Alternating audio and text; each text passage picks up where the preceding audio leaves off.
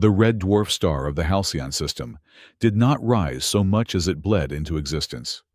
It was a bruise on the cosmic darkness, casting a long anemic light over the rocky barren surface of Halcyon 9. But down on the planet was not where life, or what passed for it, clung to existence. Life was suspended in the void above, trapped within the metal ribcage of the Aurora Spire.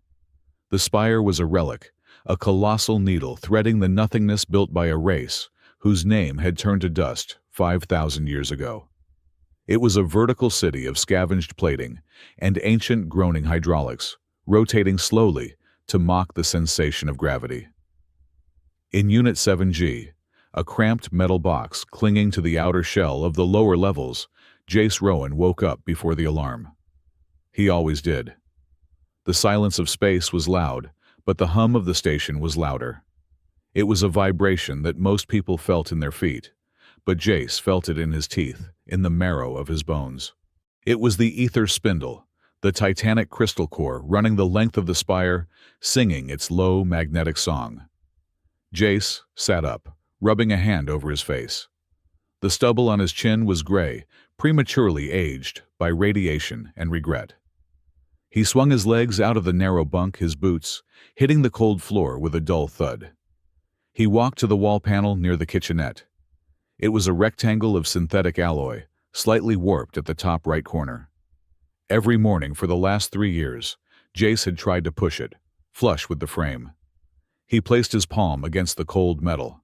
He pushed. The metal groaned, snapped into place for a heartbeat, and then, with a stubborn pop, sprang back out crooked as ever.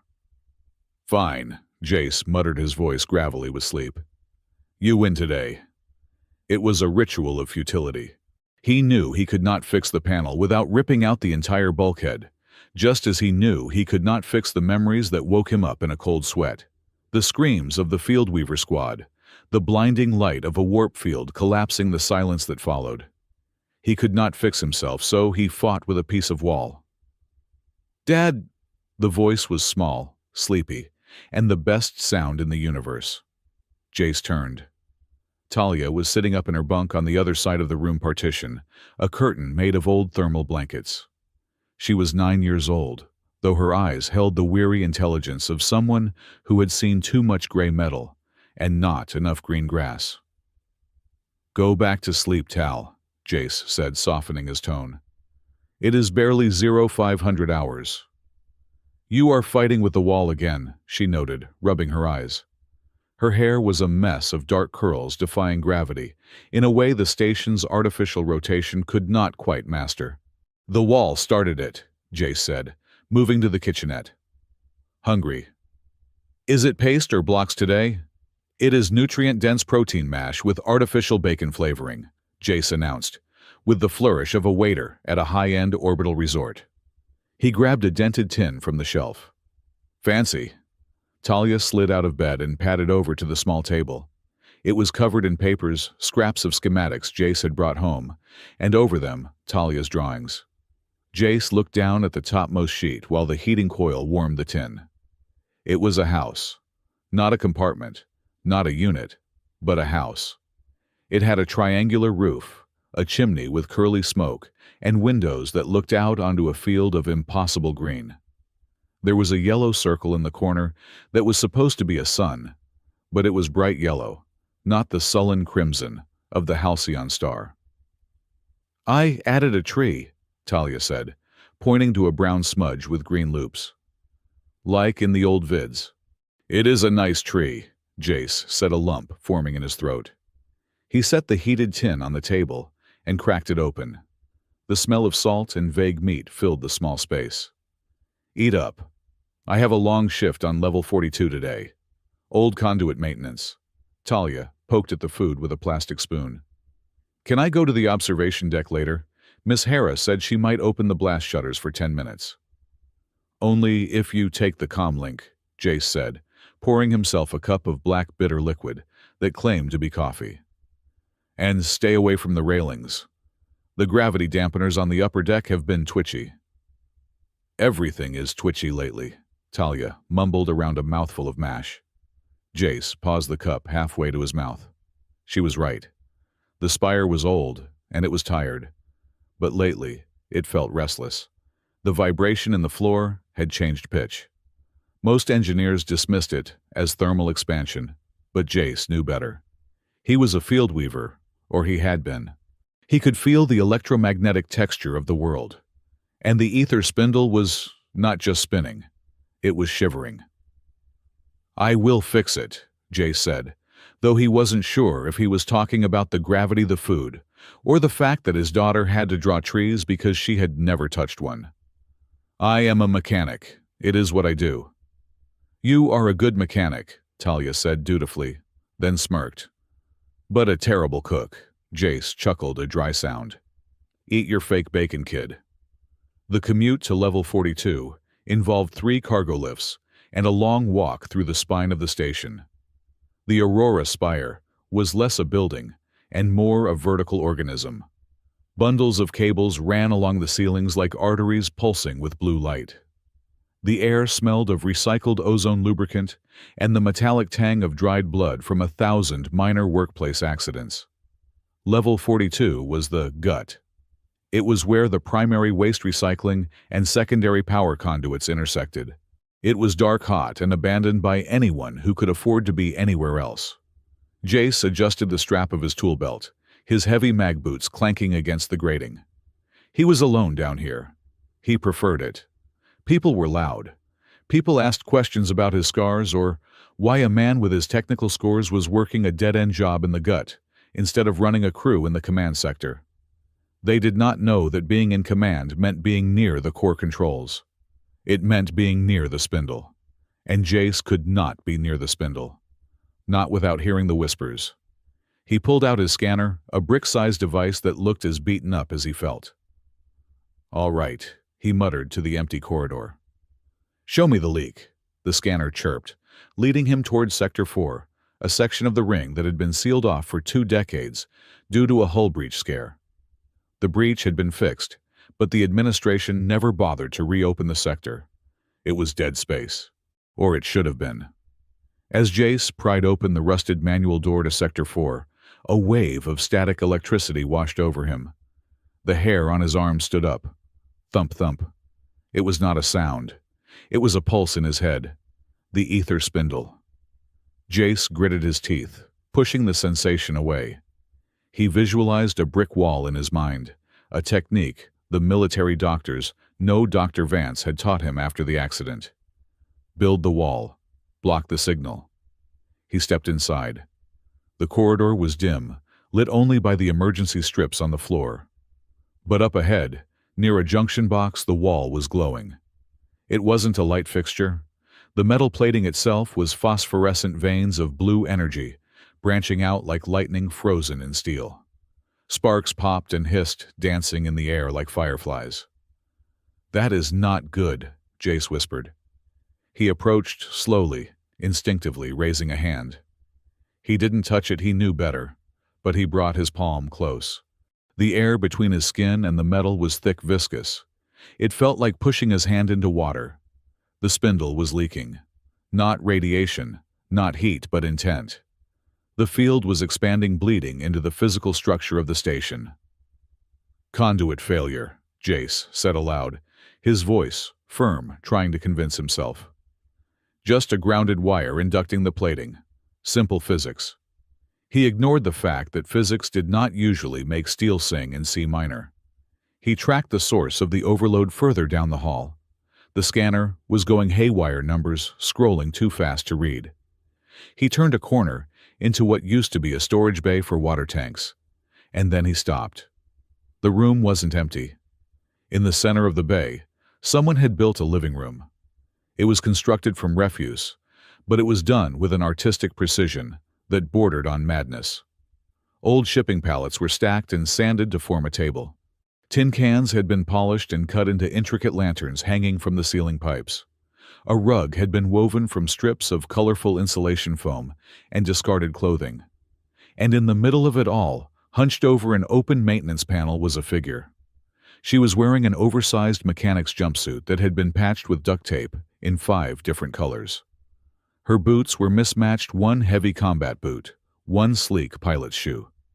But it was the rest of her that made Jace's hand drift toward the heavy wrench on his belt. She had hair the color of rusted copper, wild and messy, but sticking up through the hair were two triangular tufted ears that swiveled toward him before she even turned around. A long tail covered in fur that matched her hair flicked agitatedly behind her, dusting the floor. She was Felian, or at least a hybrid. Jace had seen them during the war on the Rim Worlds. Agile, nocturnal, and usually treated by the galaxy as nuisances or exotic pets. "You are bypassing the regulator," Jace said, his voice echoing in the bay. The figure froze. She didn't jump. She didn't scream. She just stopped moving, her posture stiffening. Slowly, she turned. Her face was human mostly. High cheekbones, a small nose, a mouth smeared with grease. But her eyes were large, the pupils, vertical slits that expanded rapidly in the dim light. They were gold reflective and currently narrowed in annoyance rather than fear. She held a copper wire in her hand, a hand that had sharp curved nails, almost like claws. "I am not bypassing it," she said. Her voice was raspy, like dry leaves skittering on pavement. "I am rerouting it, optimizing. The flow here was wasteful." Jace stepped fully into the light, letting her see his size, his uniform. "You are stealing power from the grid. That is a crime. Eviction protocol immediate." The woman sighed, dropping the wire.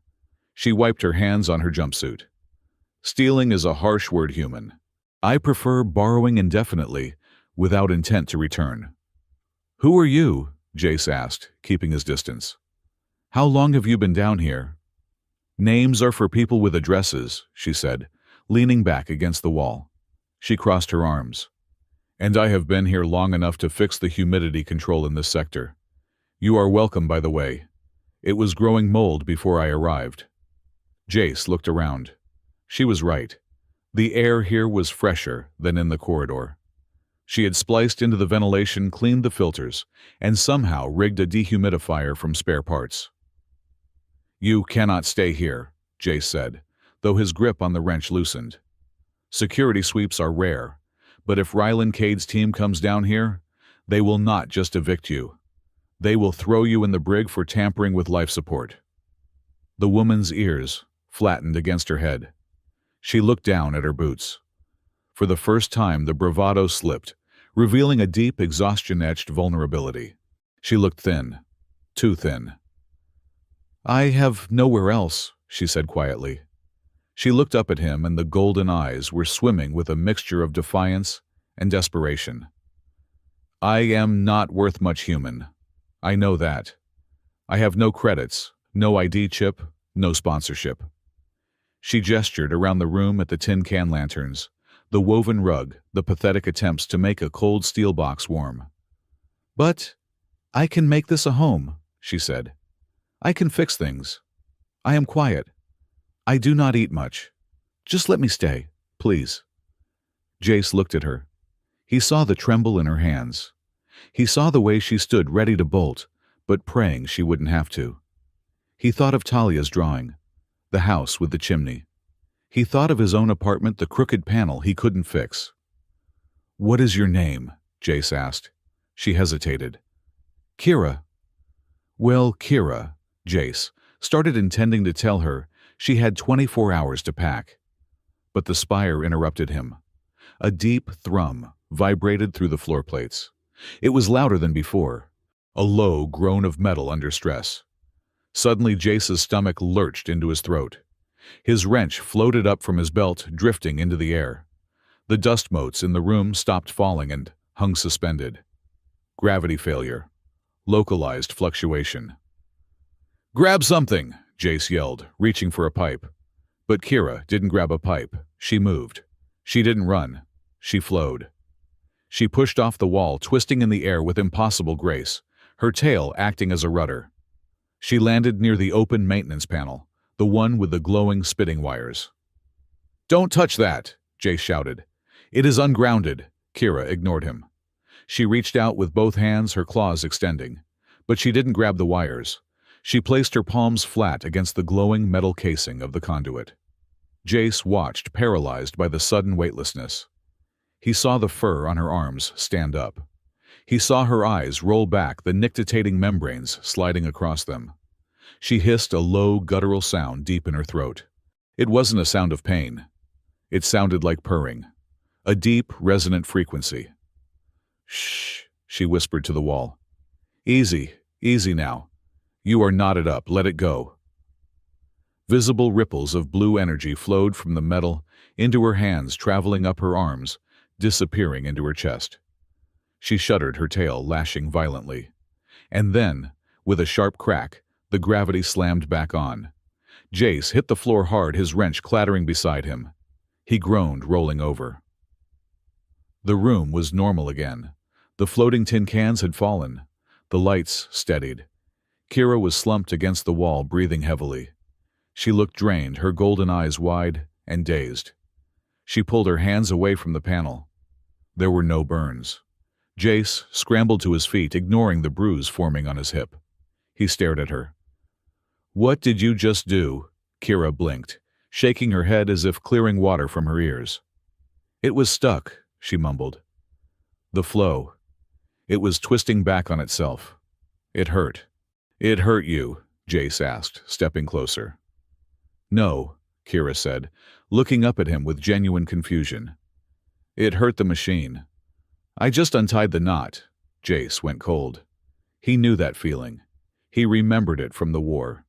The ability to sense the flow, to manipulate the field. But that was high-level fieldweaver training. It required implants, conditioning, mental discipline. She had just done it with her bare hands and a hiss. "Who are you really, Kira?" Jace asked, his voice low. She hugged her knees to her chest, the tail curling around her ankles defensively. "Just a stray human. Just a stray." Jace looked at the panel. The reading on his scanner was flat, stable. More stable than it had been in years. He looked back at Kira. If he reported her, Ryland Cade would take her apart. They would hook her up to machines, dissect her brain to find out how a hybrid could soothe a distinct singularity engine. He had seen it happen to captured enemy pilots. He couldn't do it.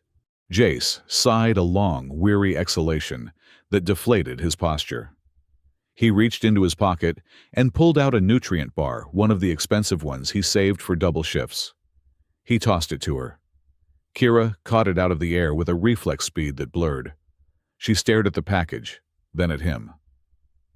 "You have 3 days," Jace said gruffly. "Move your nest deeper into the sector, behind the water filtration units. The security drones never scan back there because the humidity messes with their optics." Kira ripped open the wrapper, her fangs tearing the plastic. "You are not turning me in." "I am a mechanic," Jace said, picking up his wrench. "I fix broken things. I do not throw them away." He paused, looking at her one last time. "And do not touch the main grid again. If you need power, tap into the emergency lighting circuit. It is low voltage, nobody monitors it." A slow grin spread across Kira's face. It showed too many teeth to be completely friendly, but it wasn't hostile. "Thank you, human." "Name is Jace," he said, turning to leave. "And if you blow up the station, I will come back and space you myself." "Understood, Jace," she called after him. The walk back to the lift was long. Jace's mind was racing. He replayed the moment gravity failed, the way she moved, the way the energy seemed to listen to her. It hurt the machine. That was what she had said. Not, it was broken. It hurt. Jace reached the main vertical shaft, the spine of the Spire. He waited for the cargo lift, leaning his forehead against the cool glass of the viewport. Outside, the stars wheeled by as the station rotated. His eyes drifted to the outer hull, plating visible through the glass. He frowned. There, just below the docking ring for level 40, was a white line. It looked like a scratch on a window pane. Jace pressed closer, squinting. A puff of white vapor vented from the line, dissipating instantly in the vacuum. It was a crack, a hairline fracture in the structural integrity of the Spire. And then he felt it again, the vibration. It wasn't just a twitch this time, it was a shudder. Deep in the core of the station, miles below his feet, the ether spindle let out a pulse of distress. It felt like a sob. Jace gasped, clutching his chest. The mental wall he had built crumbled for a second, and he felt the sheer, overwhelming weight of the spindle's agony. It wasn't just a bad wire. It wasn't just a glitch. The Spire was dying. The lift doors dinged open, startling him. A couple of miners stepped out, laughing oblivious. Jace stumbled into the lift, hitting the button for level 7. His hands were shaking. He thought of the homeless woman, the cat soothing the wall. He thought of Talia, drawing green trees on paper, because the world outside was gray and dying. 3 days, he whispered to himself. He had a feeling he wouldn't have that long. When Jace unlocked the door to Unit 7G, the smell of recycled air and old metal greeted him. But there was something else, a faint smell of ozone. "Dad." Talia looked up from the floor. She had spread her drawings out like a rug. "You are home early. Did you fix the conduit?" Jace leaned against the doorframe. The image of the crack in the hull burned into his retinas. He looked at his daughter. He looked at the crooked panel on the wall. "I patched it, Tal," he said softly. "I just patched it." He walked over and sat on the floor beside her. He picked up the drawing of the house. "Tell me about the house again," Jace said. "The one with the big windows." Talia smiled, pointing to the yellow sun. "It is warm," she said. "And the walls never shake." Jace closed his eyes. He could still feel the spindle trembling in the soles of his boots. He knew, with the certainty of a soldier who had seen the front lines collapse, that the shaking was only going to get worse. He needed help. And the only person or creature who seemed to understand what the station was saying was currently eating a nutrient bar in a garbage nest on level 42. "Tal," Jace said, opening his eyes. "How do you feel about guests?" Talia blinked. "We never have guests. Hale is too big, he knocks things over." "Not Hale," Jace said. "Someone smaller. Someone who needs a place to stay." He looked at the crooked panel. He couldn't fix the wall. But maybe, just maybe, he could keep the roof from falling on their heads. "I think," Jace said, "we might need to make some room." The ventilation ducts of the Aurora Spire whispered secrets, if one knew how to listen.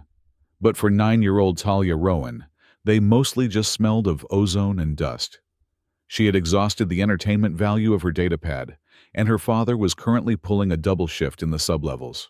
The apartment, with its gray walls and the crooked panel that her father fought with every morning, felt less like a home and more like a waiting room. So Talia went exploring. She knew the rules. Stay within the residential grid. Do not cross the yellow lines. Do not talk to the miners from the upper crust. But the rules were for the well-lit corridors. Talia found herself drawn to the shadows of the decommissioned sectors, where the hum of the station felt deeper, vibrating through the soles of her sneakers. She found the gap in the bulkhead on level 42 by accident. It was behind a stack of discarded shipping crates, a small, pry-open space that a grown man would never fit through. Talia squeezed inside her heart, doing a nervous little tap dance against her ribs. The space beyond was not dark. It was glowing with the soft, warm light of tin can lanterns. Talia stood up, brushing rust flakes from her knees, and stared.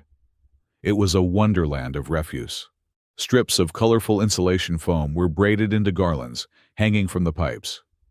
A broken servo motor had been repurposed into a spinning mobile that cast dancing shadows on the floor. And in the center of it, all sitting cross-legged on a pile of thermal blankets, was the strangest person Talia had ever seen. The woman was licking the back of her hand. Talia froze. The woman froze. Slowly, the stranger lowered her hand. She had ears that swiveled atop her head, tufted with copper fur that matched the messy mane of hair cascading down her back. Her eyes were large, luminous, and slit-pupilled, like the stray cats in the old Earth vids Talia watched. A long tail flicked agitatedly behind her, thumping against a crate. "You are small," the woman said.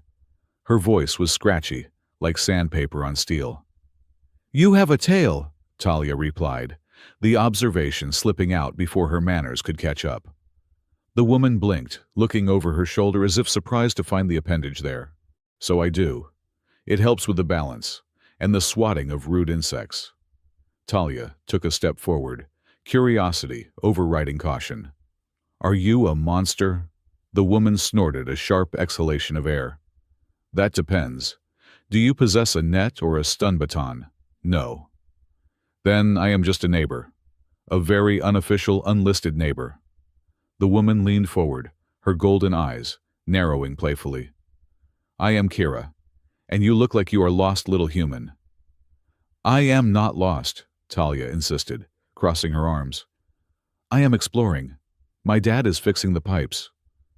"Ah, the grumpy one with the wrench and the heavy boots," Kira nodded sagely. "He walks like he carries the weight of the entire Spire on his shoulders. Does he ever smile, or does his face run out of power if he tries?" Talia giggled. The sound seemed to startle the silence of the room. "He smiles. Sometimes. When he makes pancakes, but only before he burns them." Kira's ears twitched.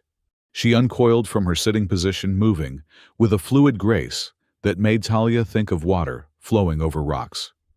She picked up a small object from her makeshift table, a flower crafted entirely from twisted copper wire and shards of colored glass. "Here," Kira said, tossing it gently. Talia caught it. It was beautiful. "You made this trash to treasure," Kira said, sitting back down and picking up a screwdriver with her claw-tipped fingers. "The Spire throws away so many things that still have life in them. Wires, metal people." Talia ran her thumb over the smooth glass pedal. "My dad says we have to be careful with everything because the Spire is old." "Old and cranky," Kira agreed, "like a grandmother who has not had her tea."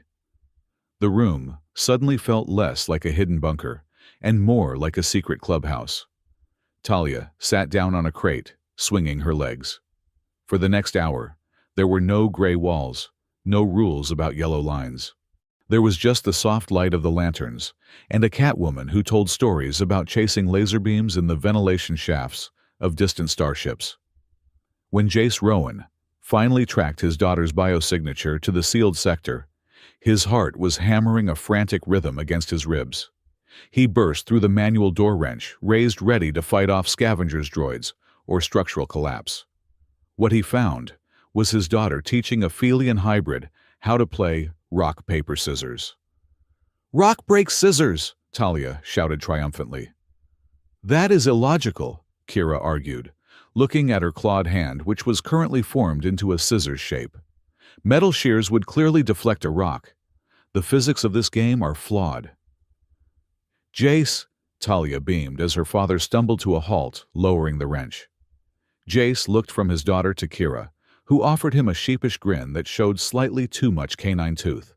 "I found her wandering," Kira said quickly, raising her hands in surrender. "I did not eat her. I did not even threaten to eat her. We were discussing the structural integrity of paper versus rock." Jace exhaled, the adrenaline draining out of him and leaving him weak in the knees. He looked at the makeshift home Kira had built, the warmth of it, the creativity.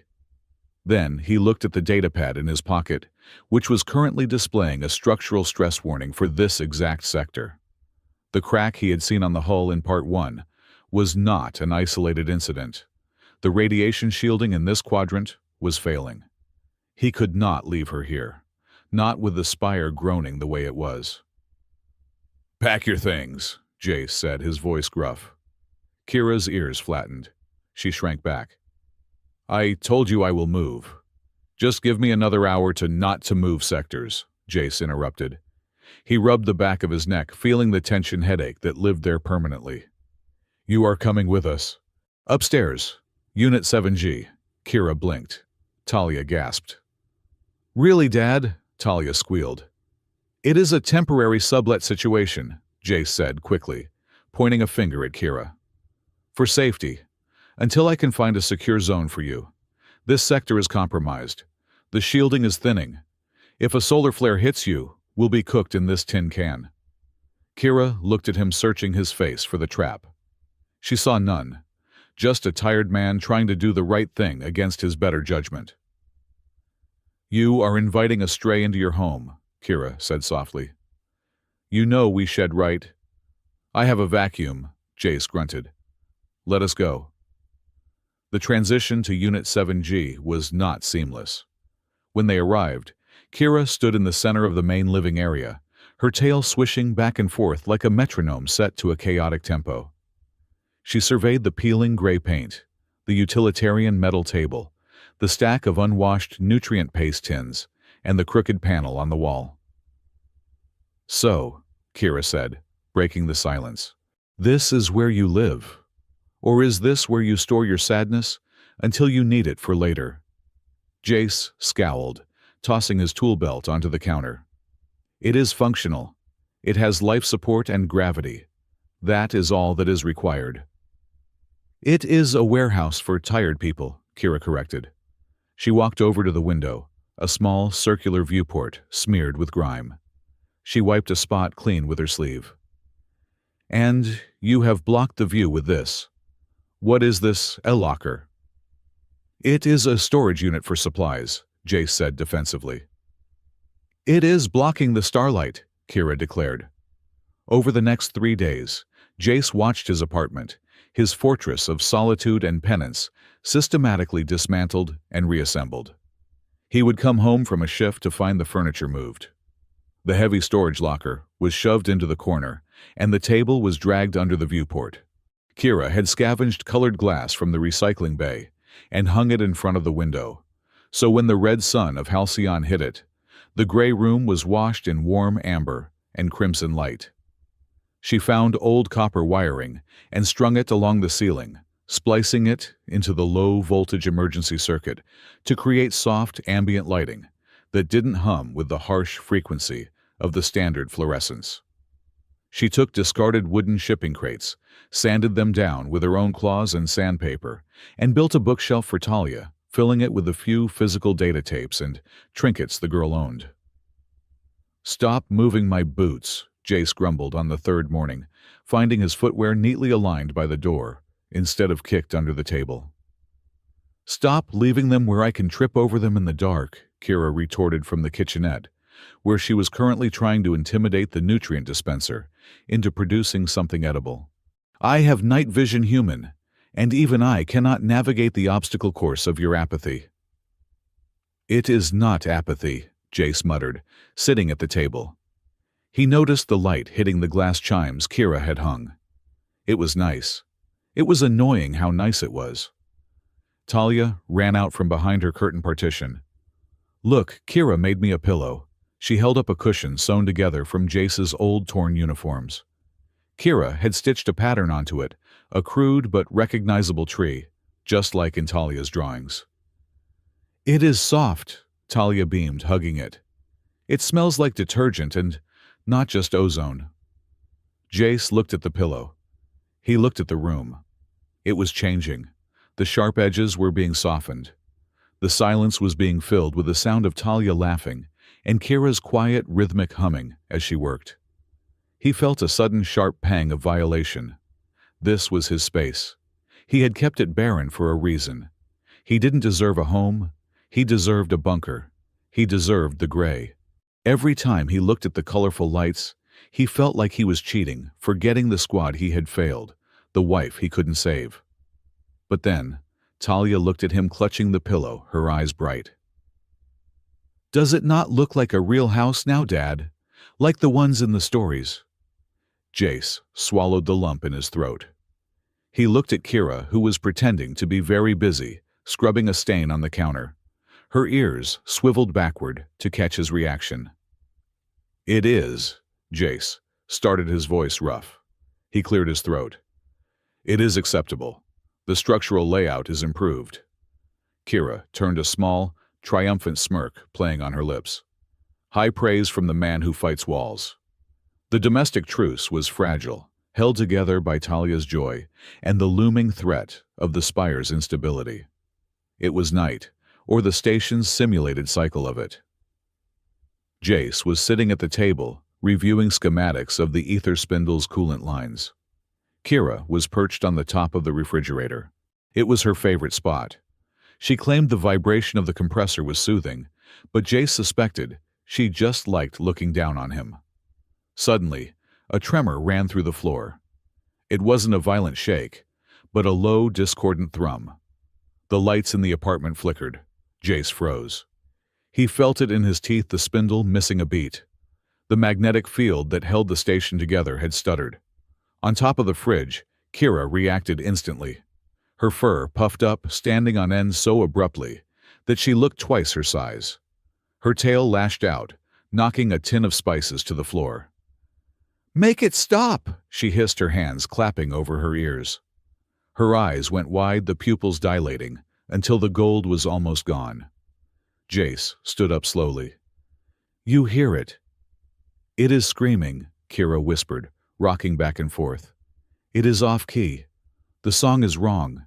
It is too sharp." Jace walked over to her. He didn't touch her. He knew better than to startle a hybrid in distress, but he stood close. "It is not a song, Kira. It is a magnetic resonance frequency." "It is pain," she snapped, baring her fangs slightly. She looked at the wall, her gaze unfocused, as if she could see through the metal plating, through the miles of corridors, right into the burning crystal heart of the spire. "It wants to let go. It is tired of holding on." Jace went cold. That was exactly how he felt when he was near the core. The overwhelming sense of fatigue radiating from the machine. She was not just sensitive. She was tuned in. Just like the field weavers. Just like him. But where his connection was forced through implants and training, hers seemed biological, primal. "Kira," Jace said softly. "Look at me." She blinked, focusing on him. Her breathing was ragged. "Focus on the room," he commanded, using his old squad leader voice. "Focus on the lights you hung. The table. The floor. Ground yourself." She took a shaky breath. It stopped. The scream stopped. "For now," Jace said grimly. He looked at the wall panel he fought with every morning. It had popped out again, seemingly vibrating on its own. "We cannot ignore this," Kira said, climbing down from the fridge. She looked smaller now, frightened. "The Spire is sick, Jace, and if it dies, we fall." 2 days later, the sickness manifested. It was supposed to be a simple trip to the upper deck. Talia had been begging for fresh hydroponic fruit, which was only sold in the market near the bridge, and Jace had saved enough credits to buy her a real apple. The promenade was crowded. People from the mid-levels were milling about, bartering for goods. The vast observation windows looked out onto the curvature of Halcyon 9. "Stay close," Jace muttered, holding Talia's hand. Kira walked a few paces behind them, her hood pulled up to hide her ears, though her tail was tucked uncomfortably into her baggy pants, making her walk with a slight limp. "Can I get a red one?" Talia asked, pointing at a stall, displaying 3 sad-looking apples. "We will see," Jace said. And then the world tilted. There was no warning tremor this time. The artificial gravity generators in Sector Alpha, the sector directly beneath the promenade, failed completely for 3 seconds, then surged back online at 150% capacity. The floor didn't just shake, it bucked. Jace was thrown to his knees. The crowd screamed as people were tossed like ragdolls. Crates of fruit exploded. "Talia!" Jace roared. The surge had thrown Talia away from him. She was sliding across the polished metal floor. The sudden shift in gravity had warped the deck plating, tearing a gap in the safety railing near the massive airlock doors. Talia was sliding straight toward the gap. Beyond it was a drop of 20 levels into the crushing machinery of the recycling sector. "Dad!" She screamed, her fingernails scraping uselessly against the metal. Jace scrambled forward, but the gravity was too heavy. It felt like an elephant was sitting on his chest. He couldn't move his legs. He watched helpless as Talia's boots slipped over the edge. No, the word exploded in Jace's mind. He didn't think. He didn't weigh the consequences. He reached out with his left hand, the hand that still bore the faint white scars of the Fieldweaver injection ports. He grabbed the air. Not the physical air, but the electromagnetic fabric of the gravity field. He envisioned the field lines in his mind, blue, crackling, chaotic strands of energy. He seized them. It felt like grabbing a live wire. Pain shot up his arm, searing his nerves, tasting like copper, and blood in his mouth. Stop. He forced his will onto the field. He twisted the gravity, creating a localized eddy, a bubble of 0G right underneath Talia. Talia stopped falling. She hovered suspended in mid-air inches from the drop. But the feedback was killing him. Jace cried out, his vision whitening. The spindle's energy was too raw, too wild. It was going to burn his heart out. He could feel his heart rate spiking, skipping beats, trying to match the chaotic rhythm of the failing engine. Then, a hand grabbed his shoulder. It wasn't a gentle touch. Claws dug into his uniform, piercing the fabric, pricking the skin. Warmth flooded him. It wasn't the searing heat of the energy, but a grounding, earthy warmth. "I have you," a voice hissed in his ear. Kira was there. She wasn't fighting the gravity. She was riding it crouched low. Her other hand was slammed flat against the deck plating. Jace felt the energy shift. Kira was acting as a heat sink, a grounding rod. She was taking the excess chaotic energy he was pulling and filtering it, smoothing out the jagged edges of the wave. Together. The thought wasn't his. It was shared. Jace gritted his teeth and pulled. Talia floated upward away from the edge and gently slid back onto the safe section of the deck. Jace released the field. He collapsed forward, gasping for air. The gravity in the room normalized with a sickening lurch.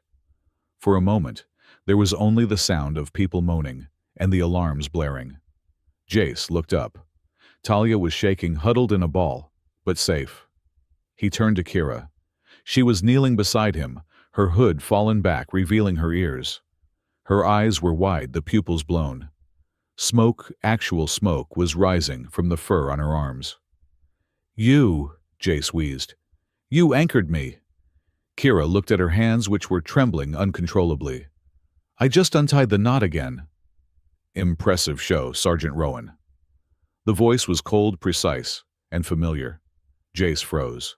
He looked up. Standing over them, unaffected by the chaos, was a man in a pristine charcoal gray uniform. He had a face made of sharp angles, and a smile that didn't reach his eyes. Ryland Cade, the head of technical security, and Jace's old squad leader. Ryland looked at Talia, safe on the floor. Then he looked at Jace, and finally his gaze lingered on Kira, analyzing her, like she was a piece of interesting tech he wanted to take apart. "I thought you said your weaving days were over," Ryland said, his voice smooth.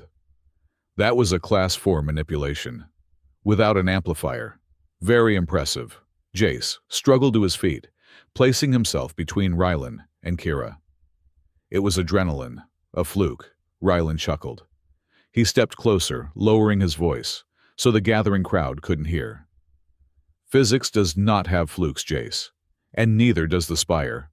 The core is destabilizing. I have seen the readings." He glanced at Kira again. "And it seems you have found yourself a battery. Interesting. I did not know the hybrids could conduct ether currents."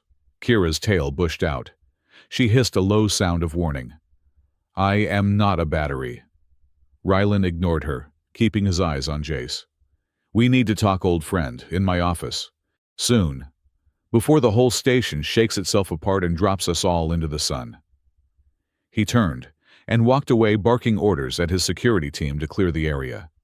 Jace watched him go, a cold dread settling in his stomach that was heavier than the gravity. "He knows," Kira whispered. She was standing close to him, shivering. "He smells like copper and greed. He wants to use us." Jace looked at Talia, who was running into his arms. He hugged her tight, burying his face in her hair. "I know," Jace said. That night, the apartment was silent. Talia was asleep, clutching the tree pillow. The adrenaline crash had knocked her out early. Jace stood by the window, staring out at the stars. The glass chimes Kira had hung were still, but they cast long, fractured shadows on the floor. Kira was sitting on the table, her legs drawn up. She was grooming her arm, where the energy had singed the fur. "He will come for you," Kira said quietly. "Men like that, they do not ask. They take." "I will not let him," Jace said. But the words felt hollow. Ryland controlled the security codes, the food rations, the airlocks. "The spindle is getting worse," Kira said. She stopped grooming and looked at him. "When we connected today, I felt it. It is not just a broken part, Jace. It is blocked. It is choking." Jace nodded slowly. "I felt it too. It felt like the null bloom, the black crystals we used to see in the deep mines during the war. They feed on energy fields." "If it chokes completely," Kira said, "the gravity fails. Permanently. The atmosphere vents." "We die," Jace finished. He turned to look at her. In the dim light of the emergency copper string lights, she didn't look like a scavenger or a stray. She looked like a warrior tending her wounds. "Ryland thinks he can fix it by diverting power," Jace said. "He wants to cut off the lower levels, sacrifice the poor to save the command deck. That is his solution. It always has been." Kira's ears laid back. "And you?" Jace looked at the crooked panel on the wall, the one he could never fix. "I cannot fix the wall," he said softly. "But I can fix the engine." He walked over to the table and placed his hand over hers. Her skin was warm, rough, and alive. "I have to go down to the core," Jace said. "To the ether spindle itself." Kira looked at his hand, then up at his eyes. "You cannot do it alone. The feedback will cook your brain before you even reach the control interface." "I know." "You need a ground," she said. "I know."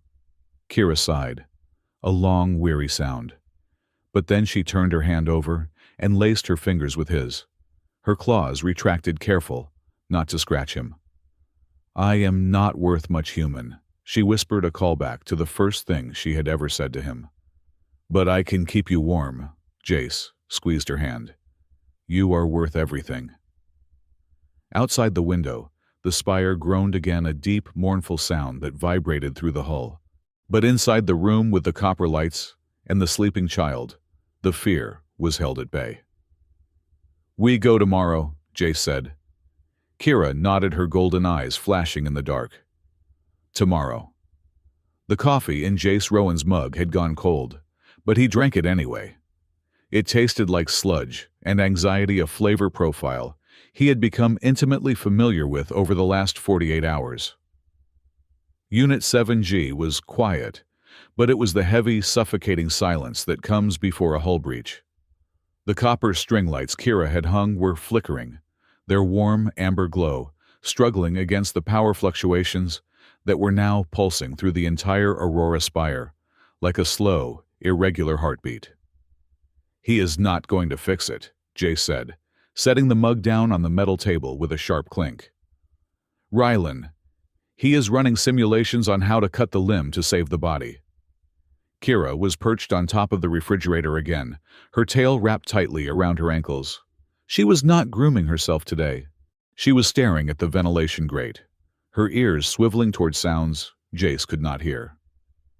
"He thinks the lower levels are necrotic tissue," Kira said, her voice devoid of its usual playfulness. "I heard the security chatter on the sub-frequency. They are locking down the lift shafts to Sector 30 and below." "That is us," Talia whispered. She was sitting on her bunk, clutching the tree pillow Kira had made. Her eyes were wide, darting between her father and the Catwoman. "Are they going to drop us?" Jace moved across the room in 2 strides and knelt before his daughter. He took her small hands in his. They were cold. "No, I am not going to let that happen, Tal. But I need to go fix the engine. The real way, not Ryland's way." "I am coming with you," Talia said, her chin trembling, but her voice stubborn. "I can carry the flashlight. I know the schematics. You showed me." "Absolutely not," Jace said, his tone leaving no room for argument. "The core is leaking raw ether. It is not safe for me, and it is definitely not safe for you. But a heavy fist pounded on the apartment door, making the metal shudder.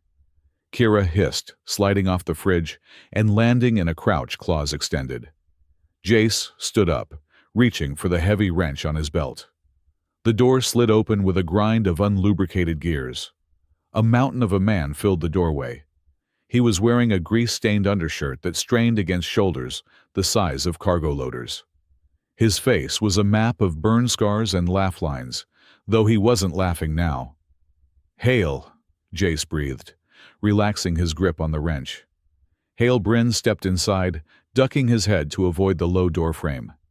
He looked at Jace, then at Kira, pausing for only a second to process the ears and tail, and finally at Talia. "Security just welded the blast doors on level 20 shut," Hale rumbled. His voice sounded like rocks tumbling in a dryer. "They are sealing us in, Jace. Word is Ryland is preparing a controlled separation of the lower habitat ring." "He is going to jettison us," Jace said, the cold dread in his stomach turning into hot anger, "to reduce the mass load on the spindle." "That is the rumor," Hale nodded. He looked at Kira. "You must be the stray everyone is whispering about. The one who fixed the humidity in Sector 4. Kira straightened up, smoothing her jumpsuit. "I prefer freelance atmospheric technician, giant human." Hale snorted a grin, cracking his rugged face. "I like her. She has teeth." He turned back to Jace. "What is the play, Rowan? Because sitting here waiting to become space debris does not sit right with my digestion." "I am going to the spindle," Jace said. "I am going to stabilize the field manually. But I cannot do it if I am worried about Talia." Jace looked at his friend. "Hale, I need you to stay here. If the gravity goes, if the air cycle's off, I need someone who can hotwire the life support reserves for this unit. Someone who can keep her safe." Hale looked at Talia, then back at Jace. He placed a hand on Jace's shoulder. It felt like a bear paw. "You go save the ship, brother. I will keep the little one safe. Nobody comes through this door unless they go through me first. And I am very hard to go through." Jace turned to Talia. She was crying now, silent tears tracking through the grime on her cheeks. "Tal," Jace said softly, "Hale is going to teach you how to bypass the door locks in case you need to run." "Okay.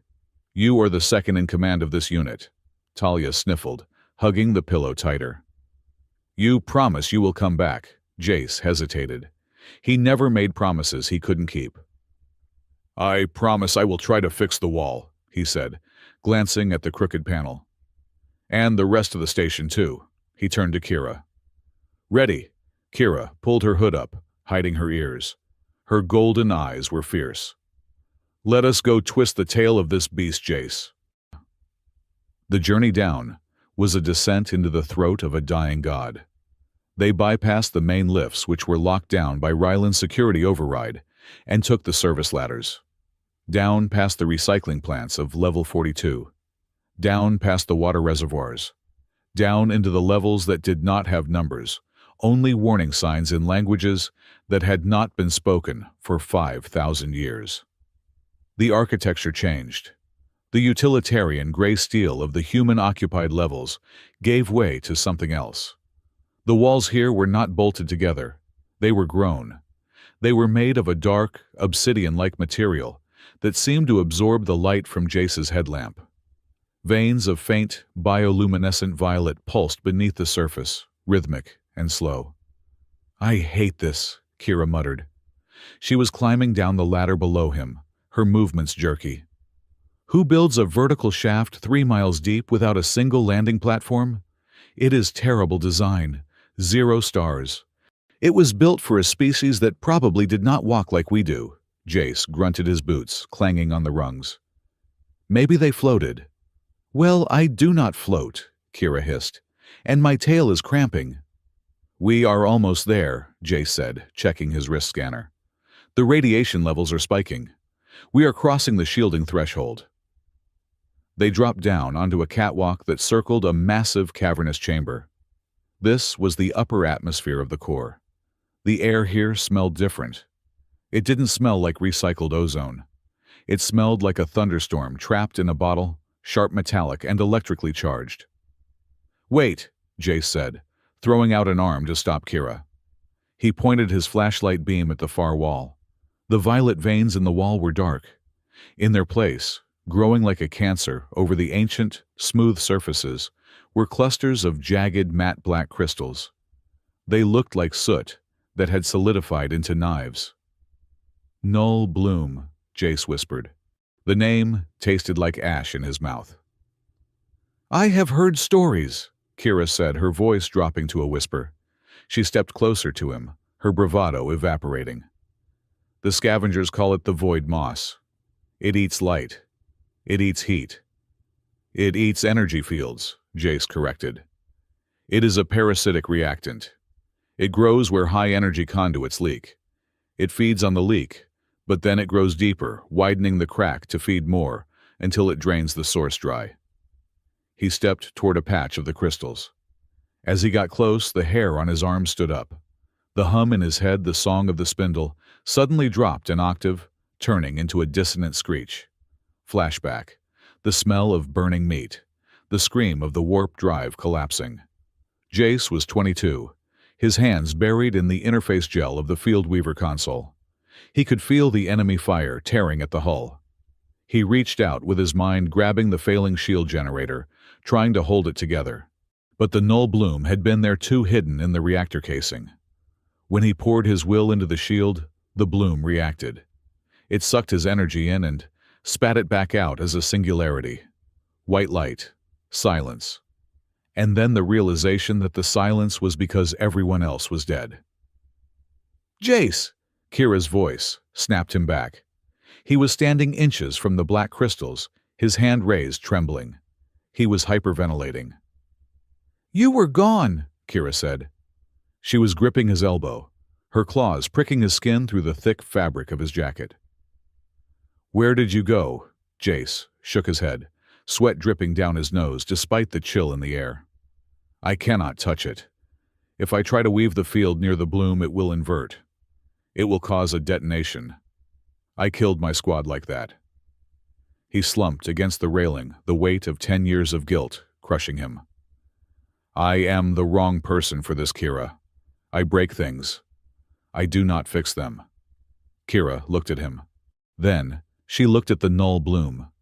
She reached out a hand. "Don't!" Jace yelled, but she didn't touch it. She hovered her hand just above the crystals.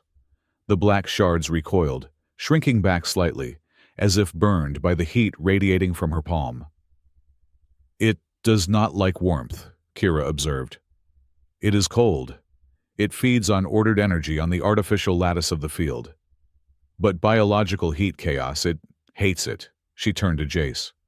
Her eyes were soft, reflecting the beam of his flashlight. "You think you are a weapon because you went off in your hand," she said firmly. "But you were a child being used as a circuit breaker. That was not your choice." She took his face in her hands. Her palms were calloused and hot. "I was in a lab on Colony 4, she said. "They wired me into the navigation array because my nervous system could process slipstream data faster than their computers. They did not ask. They just plugged me in. When the ship hit turbulence, they used me as a fuse. I burned out 3 times. They just revived me and plugged me back in." Jace stared at her horrified. "You made a mistake, Jace," she said. "But it was your mistake. You tried to save them. You were not a tool. You were a man trying to do the impossible. Do not let the guilt make you into what they wanted you to be, just a machine that failed." She stepped back, her tail lashing with determination. "The spindle is not a weapon," she said. "It is a heart. And hearts need blood, not just electricity. Come on. We are going to fix the damn wall." Jace took a deep breath. He looked at the black crystals, then at the small, fierce woman who had decorated his apartment with trash and called it home. "Okay," he said. "Let us go." The core chamber was vast enough to swallow a moon. It was a vertical cylinder, that seemed to go on forever, both up and down. Floating in the exact center, suspended by nothing but magnetic fields and ancient will, was the ether spindle. It was a crystalline shard, glowing with a blinding cerulean light. It spun slowly, majestically. But up close, the sickness was visible. Massive patches of null bloom caked the surface of the crystal, looking like oil spills on a diamond. The rotation was wobbling. Every time a patch of bloom passed the magnetic emitters on the walls, the spire shuddered, and the gravity in the chamber lurched. "Gravity is subjective here," Jace shouted over the roar of the air cyclers. "Activate mag boots." He slammed his heels down the magnets, locking him to the narrow service bridge that extended toward the spindle. "I do not have mag boots," Kira yelled back. As the gravity shifted, she leaped. She twisted in the air, landing on the vertical wall of the chamber, her claws digging deep into the softer, organic metal lining. She scurried along the wall like a spider, her tail acting as a counterbalance. "Show off," Jace muttered, fighting the nausea as his stomach dropped. They reached the central control platform, a ring of metal encircling the spindle. It was covered in readouts and manual interface levers that looked like they hadn't been touched in centuries. "The bloom is choking the primary intake," Jace yelled, pointing to a massive cluster of black crystals near the top of the spindle. "I need to redirect the flow to the secondary coils to burn it off." But the interface is locked. He ran to the console, his fingers flying over the ancient keys. Come on. Step away from the console, Jace." The voice was amplified, booming through the chamber. Jace froze. He turned slowly. Emerging from the service elevator on the far side of the ring was Ryland Cade. He was flanked by 4 security officers in full tactical gear, their rifles raised. Ryland looked calm, immaculate in his gray uniform, a stark contrast to the chaotic, dying machinery around them. "You are persistent," Ryland said, walking onto the platform. His mag boots clanked rhythmically. "I suppose I should have expected that. Heroes have a hard time knowing when the war is over." "This is not a war, Ryland," Jace shouted. "It is a rescue mission. The null bloom is strangling the core. If you separate the lower levels, the shockwave will cause the bloom to expand. You will not save the command deck. You will kill the host to save the hat." Ryland stopped 10 feet away. He glanced at the spindle, then at the readout on his datapad. "My calculations show a 60% chance of survival for the upper tier if we jettison the drag," Ryland said coldly, "versus a 0% chance if we do nothing. I am an actuary of survival, Jace. You know this." He looked up at the wall, where Kira was clinging almost invisible in the shadows. "And you brought the pet," Ryland sneered. "Come down, hybrid, unless you want my men to use you for target practice." Kira hissed a sound that echoed through the chamber, but she didn't move. "Let us work," Jace pleaded, stepping in front of the console. "I can stabilize it. I can use the field weave to focus the energy and burn the bloom off. We save the whole Spire." "You," Ryland laughed. It was a cruel, sharp sound. "The man who cracked a tectonic plate on Icarus IV, no. I cannot take that risk. Step aside, Jace. We are initiating the disconnect sequence." Ryland reached for a secondary panel on the railing. "No," Jace roared. He didn't reach for his wrench. He reached for the field. He thrust his hand out. A ripple of blue distortion shot from his palm, slamming into the barrel of the nearest security officer's rifle. The gun was yanked violently to the side, discharging a bolt of plasma into the ceiling. "Open fire," Ryland commanded. The chaos erupted. The gravity in the chamber lurched sideways as the spindle wobbled. Jace dropped to his knees, the mag boots holding him to the deck, while the unanchored security guards stumbled. "Kira now!" Jace screamed. From the wall, a blur of copper and gray launched itself. Kira hit the first guard with the force of a wrecking ball. She didn't use weapons. She used momentum. She slammed into him, knocking him sliding across the slick metal floor.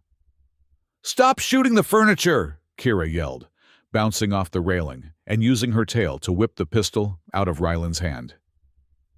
"This is a historical site," Ryland snarled, pulling a stun baton from his belt. He swung at Kira, but she was already gone, scrambling up the side of the spindle casing. Jace was fighting his own battle. He wasn't a soldier anymore. He was a mechanic. He used the environment. He grabbed the field around a loose panel of floor grating and pushed. The metal plate flew up, blocking a hail of plasma fire from the remaining guards. "You are making a mistake, Jace," Ryland yelled, ducking behind a support strut. "You are dooming us all." Ryland lunged for the disconnect lever. It was a big red manual override handle. "I cannot let you do that," Jace gritted out. He focused. He built the wall in his mind and then smashed it. He reached out to the ether spindle itself. Connect. The sensation was agonizing. It was like sticking his hand into a blender made of lightning. The song of the spindle screamed in his head. Jace screamed back. He grabbed the energy flow and yanked. A shockwave of pure kinetic force exploded from the spindle. It knocked the guards off their feet. It slammed Ryland against the railing. But it also hit Jace. He was thrown backward, sliding until his mag boots caught the edge of the platform. He gasped, blood trickling from his nose. The spindle was spinning wildly now. The null bloom was pulsating, growing faster, feeding on the conflict. The lights in the chamber turned a sickly violet. "It is overloading!" Kira shrieked. She had landed beside Jace, her fur singed breathless. "The bloom is reacting to your anger." Ryland pulled himself up. He was bleeding from a cut on his forehead. He looked at the chaos at the dying crystal. "Fine," Ryland spat. "If you want to die with the rats, go ahead." He slammed his fist down on the emergency release button on his belt, a remote detonator for the explosive bolts holding the lower levels. Click. Nothing happened. Ryland stared at the device. Click. Click. "Looking for this?" A deep, rumbling voice echoed from the service elevator. Hale Bryn stood there holding a bundle of wires he had ripped out of the junction box in the hallway. He looked battered, clearly, having fought his way down, but he was grinning. "I cut the hard line to the explosive bolts," Hale shouted. "Nobody is blowing up my apartment today." Ryland's face twisted in pure fury. He raised his stun baton and charged at Jace. "If I cannot separate the levels, I will kill the pilot." Jace was too weak to move. The feedback had paralyzed his muscles. But Kira was there. She stepped in front of Jace. She didn't attack. She didn't dodge. She just stood there. "Hey, Suitman," she said. When Ryland swung the baton, she caught it. With her bare hand. The electric arc sizzled against her palm, but she didn't flinch.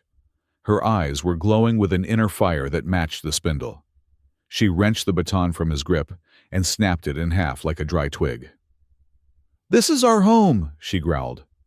Then she front-kicked Ryland in the chest, sending him sliding back into the waiting arms of Hale Bryn, who promptly bear-hugged the security chief into unconsciousness. The human threat was neutralized. But the Spire was still screaming. The null bloom had covered 60% of the crystal. The gravity was shifting violently, up, down, sideways. "Jace," Kira knelt beside him. "We have to finish it. The spindle is going critical." Jace looked at her. His vision was blurring. "I cannot too much noise, it's too cold." "Then I will be the heat," Kira said fiercely. She grabbed him under the arms and dragged him to the spindle itself. The crystal was vibrating so hard it hummed in their bones. "Put your hands on it," she commanded. "I will blow it up," Jace rasped. "No," she said. "You steer. I will anchor. Do it." Jace slammed his hands onto the surface of the ether spindle. Agony. The cold of the null bloom rushed into him. It was the void. It was the silence of the grave. It tried to eat his mind. But then he felt warmth. Kira pressed herself against his back. She wrapped her arms around his waist, placing her hands over his on the crystal. She buried her face in the crook of his neck. She began to purr. It wasn't a normal sound. It was a bio-resonant frequency, deep and thrumming.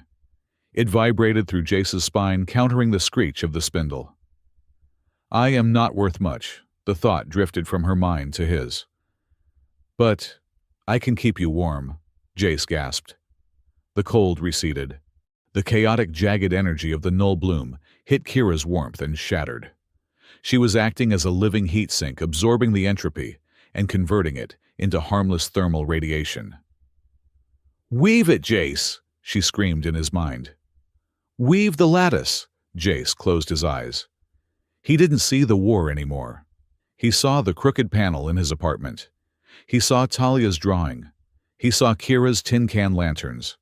He grabbed the strands of the ether field. He didn't force them. He didn't fight them. He braided them. Heal. He pushed the energy through the spindle, but this time it was smooth, rhythmic, guided by Kira's heartbeat. The null bloom shrieked a sound like glass breaking, and then it began to dissolve. The black crystals flaked away, turning into harmless gray dust as the pure, clean blue light of the spindle washed over them. The rotation stabilized. The gravity locked into place. Down was down, up was up. The scream of the machine faded into a contented hum. "We did it," Jace whispered. He felt Kira sag against him. She was burning up. Her skin was fever hot. "Kira," she didn't answer. Her arms slid from his waist. "Kira!" Jace spun around, catching her before she hit the deck. She was limp, her eyes closed, smoke rising from her jumpsuit. She had taken the entire thermal load of the reactor stabilization into her own body. "Hail!" Jace screamed, his voice cracking. "Get the medic now!" The blue light of the healed spindle bathed them, stark and unforgiving. Jace cradled the woman who had said she wasn't worth much, terrified that he had just traded the world for the only thing that made it worth saving.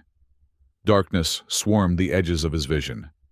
The exhaustion of the weave finally caught him. As he fell into the black, the last thing he felt was the steady, rhythmic thrum of the spindle, beating strong, beating true, beating like a heart. The antiseptic light of the medical bay was a harsh, blinding white that felt less like healing and more like an interrogation. Jace Rowan swam up from the darkness, his consciousness reassembling itself, one painful fragment at a time. The first thing he registered was the throbbing ache in his skull, a rhythmic pounding that synced perfectly with the hum of the station. The second thing he registered was the smell of singed hair. He blinked his eyelids, feeling like they were coated in grit. He tried to move his left arm, but it was immobile, encased in a thick, regenerative gel sleeve. He groaned, the sound scraping against his dry throat. "If you are planning to die, you should have the courtesy to file the paperwork first," a scratchy voice rasped from his right. "Also, I am claiming the apartment. I intend to paint it a very aggressive shade of orange." Jace turned his head, wincing, as his neck muscles protested. Kira lay in the adjacent biobed. She looked like she had lost a fight with a plasma torch and a tumble dryer. Patches of her copper fur were scorched black, and her jumpsuit had been replaced by a generic medical gown that looked ridiculous on her small frame. But the most arresting detail was her tail. It was suspended in the air by a traction pulley, encased in a stiff, white polymer, cast from the base to the tip. It looked like a suspended pipe. "You look terrible," Jace croaked. "I look like a toasted marshmallow," Kira corrected, her golden eyes, slitted with fatigue, but sparking with that indomitable defiance. "And you look like you tried to headbutt a singularity," which essentially you did. Jace let his head fall back against the pillow. He took a breath. The air tasted sterile, but underneath the disinfectant he could feel it. A hum. A vibration. It was not just the sound of the air cyclers. It was inside him. He could feel the rotation of the Aurora Spire in his marrow. He could feel the shift of the gravity plating 200 levels down. It was a sensation of immense, heavy presence, like standing next to a sleeping whale. Only the whale was made of crystal and magnetism. "Do you feel that?" Jace whispered. Kira's ears, one of which was bandaged, twitched. "The heartbeat. Yes. It is loud. It is very loud." The door to the recovery ward hissed open. Hale Bryn stepped in, looking massive and awkward in the sterile environment. He was followed by the chief medical officer, Dr. Eris Thorne, a severe woman with gray hair, pulled back so tight it looked painful. "He is awake," Hale rumbled his relief, evident in the way his shoulders slumped. "I told you he was too stubborn to flatline." "Vital signs are stabilizing," Dr. Thorne said, checking the readout on Jace's bed. She looked at Jace, then at Kira, her expression a mixture of professional curiosity and unease. "Though stable is a relative term for you two now." "What does that mean?" Jace asked, pushing himself up to a sitting position despite the vertigo that spun the room sideways. "It means," Dr. Thorne said, tapping her datapad, "that when you two decided to act as a biological circuit breaker for a 5,000-year-old alien energy core, you did not just fix it. You integrated with it." She brought up a holographic scan. It showed two human-shaped nervous systems, but overlaying the nerves were glowing blue pathways, phantom lines of energy that mirrored the structure of the ether spindle. "Your bioelectric fields are now harmonized with the spindle's output frequency," the doctor explained. "We monitored the Spire's stability for the last 12 hours. Every time the core fluctuates, your heart rates adjust. Every time you get agitated, the local gravity in the medical bay increases by 0.3%. Hale crossed his arms, looking at Jace with wide eyes. "You are not just a mechanic anymore, Jace. You are practically a walking thermostat for the station." Jace looked at his hand, the one in the gel sleeve. He flexed his fingers. He could feel the energy of the lights above him. He could feel the magnetic lock on the door. It was overwhelming. "And her," Jace nodded toward Kira. "Same reading," Dr. Thorne said. "Perhaps even deeper. Her physiology seems to act as the grounding wire to your conductor. You two are a set, a binary system." Kira stared at her cast-bound tail, her expression unreadable. "So we are parts," she said softly. "New components for the old machine." "You are heroes," Hale insisted, stepping forward. "Do not twist it stray. The whole station knows. The gravity is holding. The air is clean. You saved everyone." "Heroes," Kira repeated, testing the word, like it was a piece of fruit that might be rotten. "Heroes get statues. Parts get maintenance schedules." Recovery was slow, not because their bodies wouldn't heal, but because the Spire wouldn't let them rest. They were discharged 3 days later. The walk back to Unit 7G was a gauntlet. The news had spread faster than a viral outbreak. The man who held the sky, and the cat who walked through fire. People stopped in the corridors to stare. Miners who used to look through Jace like he was glass, now nodded with reverent awe. Shopkeepers offered them free rations. It should have been gratifying. It should have felt like vindication for the years Jace spent hiding in the dark. But it felt heavy. When they reached their sector, a woman from Unit 8B was waiting by their door. She was holding a sick infant. "Master Rowan," the woman said, her eyes pleading. "My heating unit is fluctuating. The baby is cold. Can you just touch it? They say when you touch the machines, they behave." Jace stood there, his arm in a sling, exhaustion dragging at his eyelids.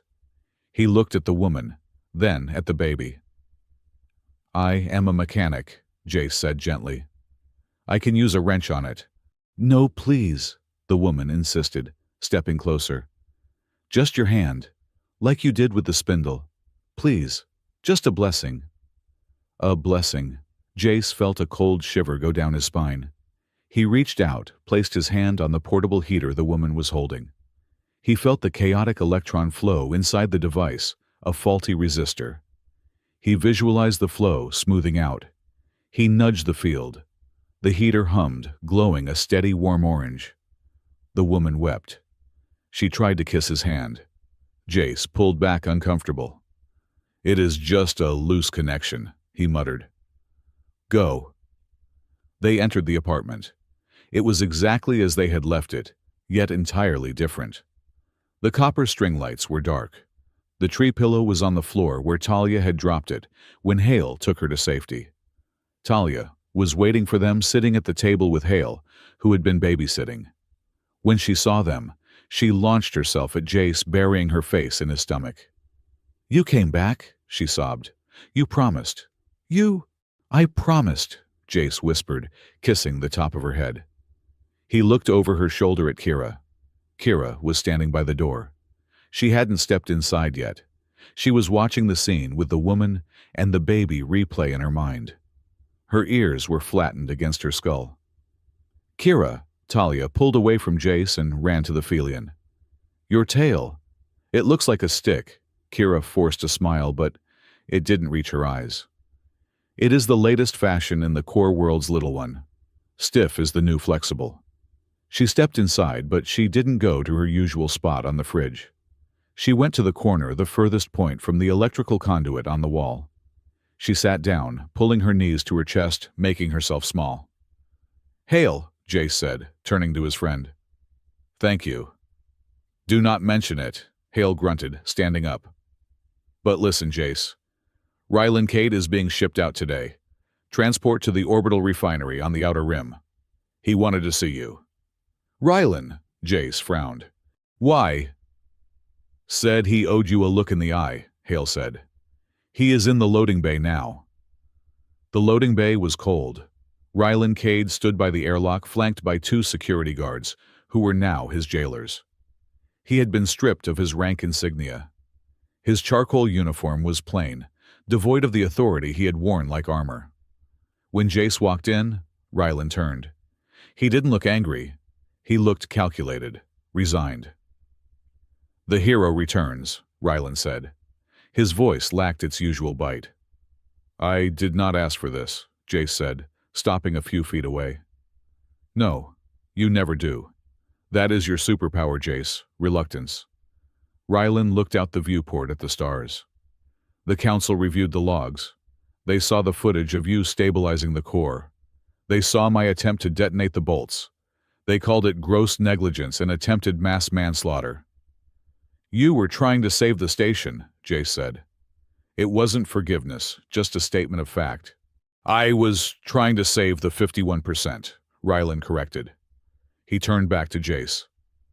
"I did the math, Jace. The numbers were right. The bloom was consuming the core at a rate of 4% per minute. Separation was the only logical solution." "Logic without hope is just cruelty," Jace said. Ryland smiled, a thin, dry expression. "And hope without logic is suicide. You got lucky, Jace. You and your pet. You gambled the lives of 3,000 people on a feeling, on a connection." "It wasn't luck," Jace said, feeling the hum of the spindle in his chest. "We listened to the machine. You only looked at the schematics." Ryland nodded slowly. "Perhaps. But listen to me, old friend. You are the Spire now. You think you saved it? You just became its pacemaker. They will never let you leave. They will never let you stop. You are not a citizen anymore. You are infrastructure." He stepped into the airlock. "Watch your back, Jace," Ryland said as the doors began to slide shut. "Batteries get replaced when they run dry." The airlock hissed and sealed.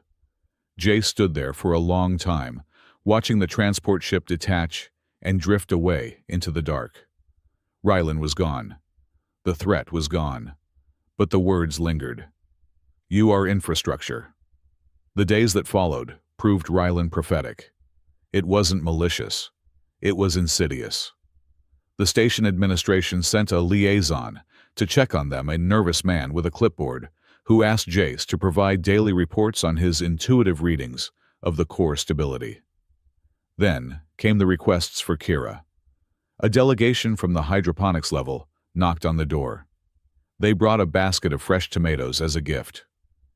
The plants, the leader, a woman with dirt-stained hands, said hesitantly, "They grow better when the field is stable. We were wondering if Miss Kira could come down and sit in the arboretum, just for an hour a day. Her presence seems to soothe the water filtration cycles." Kira was standing in the kitchen. She heard every word. Jace saw her hand tighten around a spoon until the metal bent.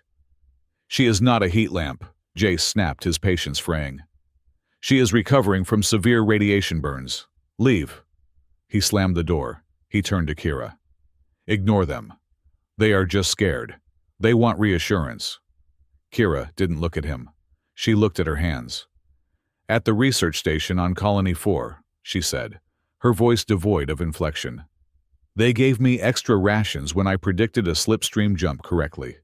They called it positive reinforcement. They patted my head. She looked up and the anguish in her eyes cut Jace deeper than any knife. I am a person, Jace, she whispered. I am not a lucky rabbit's foot.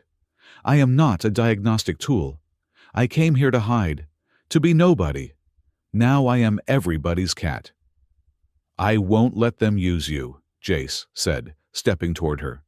You cannot stop them, Kira shouted, startling him. Her tail heavy in the cast thumped against the cabinets. You feel it too. The spindle it pulls at us. When it twitches, I twitch. I cannot shut it off, Jace. I close my eyes and I see the magnetic lines.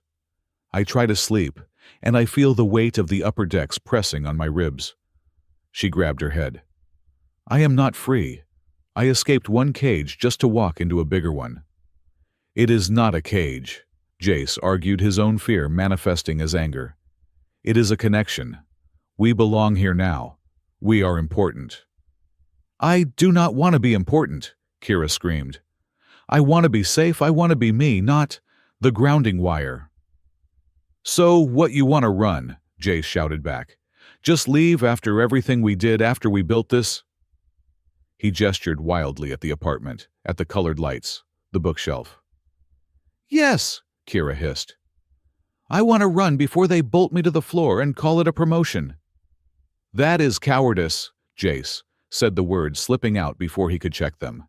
You are running away just like I did after the war. You think if you keep moving, the pain won't catch you. Kira went still. The air in the room seemed to drop 10 degrees. I run, she said, her voice trembling, because every time I stopped, someone put a collar on me. You stayed, Jace. You stayed and you rotted in this gray box for 10 years. Do not lecture me about cowardice. She turned and stormed toward the door. Where are you going? Out, she snapped. Away from the hum. She left the door sliding shut with a finality that echoed in the silence. Jace stood there, breathing hard. The connection to the spindle throbbed in his head, a dull, aching pulse of regret. Dad, Talia, peered out from behind her curtain. She was holding the tree pillow. Her face was pale. Jace slumped against the counter. Go back to sleep, Tal. Grown-up stuff. Talia walked out. She didn't go to him. She went to the door where Kira had exited. She touched the metal panel. If she goes, Talia said, her voice small and clear. Then this place is just a box again, isn't it? Jace looked at his daughter. It is just a place we sleep, Talia continued, turning to look at him with eyes that were too old for her face. It is not a home, not without her noise. Jace felt like he had been punched. He looked at the crooked panel on the wall, the one he had never been able to fix. Kira hadn't fixed it either. She had just hung lights around it, so it didn't look so broken. She won't leave, Jace said, trying to convince himself. She will, Talia said. She is scared, and you yelled at her instead of holding her. The next morning, Jace walked into the Technical Administration Center. The room was full of sector chiefs, engineers, and the interim administrator who had replaced Ryland. They were discussing the repair schedules for the lower levels. When Jace entered, the room went silent. Master Rowan, the administrator said, a sweaty man named Harek. We were just discussing the asset allocation. We need to schedule a full diagnostic of the core, and we were hoping you and the hybrid could... Her name is Kira, Jace said. His voice was not loud, but it carried the weight of the spindle. He walked to the head of the table. He placed his good hand on the surface. He felt the station vibrating under his fingertips. He could shut down the power to this room with a thought. He realized Ryland was right, he was dangerous. But Ryland was wrong about one thing. Jace was not a battery. He was the pilot. I am going to say this once, Jace said, looking at each of them in turn. We are not assets. We are not infrastructure. We are citizens of Aurora Spire. Of course, Jace, Herrick stammered. We simply meant— No, Jace cut him off. You meant that you want to use us to make your jobs easier. You want us to be the safety net so you can cut corners on maintenance. That stops now. He leaned forward. I will monitor the spindle. I will keep it stable because my daughter lives here. But I will do it on my terms. No more requests for blessings. No more treating Kira like a zoo animal or a piece of medical equipment. If anyone approaches her with a request to sue the machine, I will personally destabilize the gravity in their quarters and let them sleep on the ceiling for a week. The threat hung in the air, heavy and real. Do we understand each other? Jace asked. Yes, Herrick swallowed. Yes, Master Rowan, loud and clear. Good, Jace stood up. And one more thing. Fix the damn handrails on the promenade. I am not catching anyone else. He walked out. He felt lighter. He had drawn the line. He had protected them. But as he walked back to the lifts, the hollowness in his chest remained. He had stopped the world from eating them, but he hadn't stopped Kira from wanting to leave. Kira was in the cargo bay of a docked ore freighter. It was a dirty, bulky ship called the Iron Mule. It smelled of sulfur and unwashed spacesuits. The captain, a Tellarite with a cybernetic eye, was haggling with her over the price of passage. I have no credits, Kira said, holding up a small pouch. But I have high-grade copper wire, and I can fix your sublight drive. I can hear it knocking from here. The injector valve on cylinder 3 is sticky. The captain squinted at her, then at the pouch. A mechanic who works for a ride rare. And you are the one from the news, the cat girl. I am a passenger, Kira said sharply. Take the deal or not. Fine, the captain grunted. We launch in 6 hours. Be on board or stay behind. Kira turned and walked away. She should have felt relieved. She was leaving. She was going back to the drift. No more spindle humming in her bones. No more eyes watching her. She walked back to Unit 7G to get her few possessions. When she entered, the apartment was empty. Jace was at the meeting. Talia was with Hale. Kira moved quickly. She took her spare jumpsuit. She took the small bag of tools she had scavenged.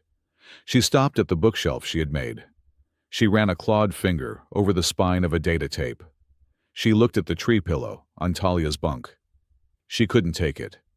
It belonged here. She grabbed her things and turned to the door. Then she stopped. She looked at the crooked panel on the wall. With a sigh that was half sob, she reached into her pocket and pulled out a small marker. She drew a small, crude picture on the metal panel. A cat with a cast on its tail chasing a wrench. Goodbye, warehouse, she whispered. Night cycle on the Aurora Spire was simulated by dimming the main lights to a deep twilight blue. Jace found her in the garden. It wasn't much of a garden. It was a section of an abandoned hydroponics bay on level 42 that Kira and Talia had reclaimed. They had dragged in soil from the recycling compost. They had planted seeds, scavenged from fruit rations. It was a mess of pipes, plastic tubs, and struggling green shoots. But it was alive. Kira was sitting on an overturned bucket, staring at a small tomato plant that was stubbornly refusing to die. Her bag was at her feet. Jace walked in. The air smelled of damp earth and ozone, the smell of home. The Iron Mule, Jace said quietly. Departing for the asteroid belt at 0400. Kira didn't look up. News travels fast. Hale checks the manifest logs, Jace said. He stopped a few feet away. He didn't come closer. He didn't want to corner her. I told the council to back off, Jace said. I threatened to flip their gravity. They were terrified. Nobody will bother you again, Kira. I promise. Kira let out a shaky laugh. You threatened the council? That is very dramatic. I am a dramatic man, Jace said. I fight with walls. Kira finally looked up. Her eyes were shimmering. It is not just them, Jace. It is the Spire. I feel it. It wants me here. It needs me here. And that terrifies me. Being needed is a trap. If I stay, I will never leave. I will become part of the furniture." "Is that so bad?" Jace asked. "Being part of something." "It is if you break," Kira whispered. "If I break, you will just replace me. Like a fuse." Jace knelt down in the dirt. He didn't reach for her. He reached for the tomato plant. He touched a leaf gently. "I broke," Jace said. 10 years ago. I shattered. I came here to hide. I thought I was useless scrap." He looked at her. "Then a stray broke into my life and stole my electricity." He smiled faintly. "And she showed me that broken things can still keep the lights on. That trash can be turned into treasure." He reached into his pocket and pulled out something. It wasn't a ring. It wasn't a gift. It was a key card, a new one. "I filed the paperwork today," Jace said. "Unit 7G. It is registered to Jace, Rowan, Talia, Rowan, and Kira. No last name provided, so I put Rowan as a placeholder. You can change it." He placed the card on the bucket beside her. "It is not a cage, Kira," Jace said.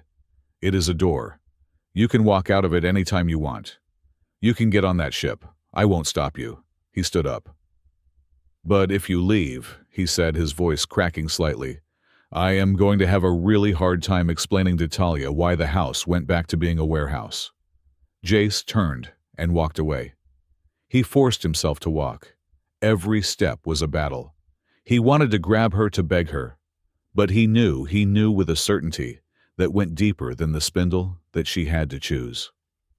He left her alone in the garden of pipes and plastic, with a keycard to a gray box and a ticket to the stars. Kira sat there for a long time. She looked at the keycard. She looked at the bag. She reached out and touched the tomato plant. She closed her eyes and felt the spindle.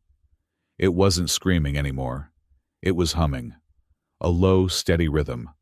Thump, thump, thump, thump. It sounded like a heartbeat. Or maybe it sounded like footsteps returning home. She didn't know yet. But as she sat there in the dark, she felt something shift inside her. A memory. A realization. She reached into her tunic, pulling out a small, battered data chip she had carried with her for 5 years. The label was faded, but the handwriting was legible. Project Aurora Fieldweaver, Resonance Compatibility Log. She ran her thumb over it. "You really don't remember, do you, human?" she whispered to the empty room. The twist was not that she had found him by accident. The twist was that she had been looking for him since the day the war ended. And now she had to decide if telling him the truth would save them or destroy the fragile home they had built. The notification on Jace Rowan's datapad was a silent, blinking crimson light. It indicated that the freighter Iron Mule had completed its pre-flight fueling cycle and was requesting clearance for departure from Docking Bay 9. Jace stared at the screen, but he did not see the text. He saw the empty space in the apartment where a copper wire flower used to sit. He saw the way the light hit the dust motes in the air, revealing that the room was just a room again. The magic, the chaotic, messy, warm magic that Kira had brought, had packed its bags and walked out the door. "She is not on the ship yet," Talia said. She was sitting on the floor, her back against the wall knees, pulled up to her chest. She was not crying anymore. She looked resigned with the terrifying stoicism of a child who has learned that adults are often just tall children who make worse mistakes.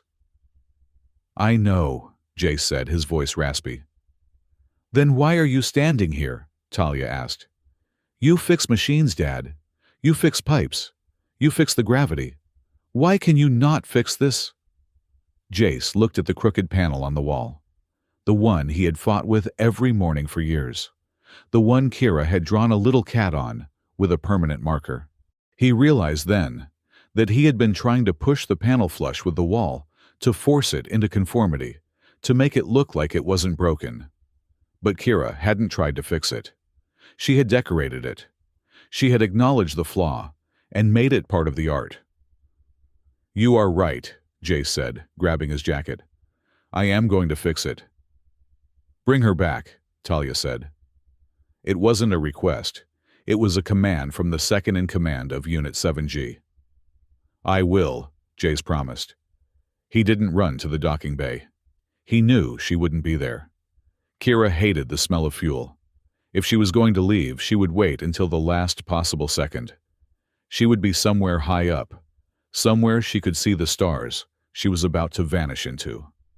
He headed for the garden. The garden, on level 42, was a testament to impossible hope. It was located in a structural rib of the Spire, where the hull plating had thinned enough to let in a significant amount of radiation from the red star. Most people avoided it. Kira and Talia had embraced it. Jace stepped through the blast doors. The air here was different. It didn't smell like the sterile recycled ozone of the upper decks. It smelled of wet earth, rusting iron, and the faint, sweet scent of struggle. Plastic tubs scavenged from the recycling center lined the walkways filled with compost soil. In them, tomato plants, hardy ferns, and strange violet-leafed vines were fighting for purchase. They were tangled around hydraulic pipes, clinging to support struts, blooming in the shadows of a 5,000-year-old machine. And there she was. Kira was sitting on a horizontal support beam that jutted out over the maintenance shaft, a sheer drop that went down into the dark belly of the Spire. Her legs were dangling over the abyss. Her bag was sitting next to her. She didn't turn around when the door hissed shut. "You are going to miss your flight," Jace said. His voice echoed in the cavernous space. "The pilot is drunk," Kira replied, her voice floating back to him, detached and airy. "He is arguing with the fuel pump. I have 20 minutes.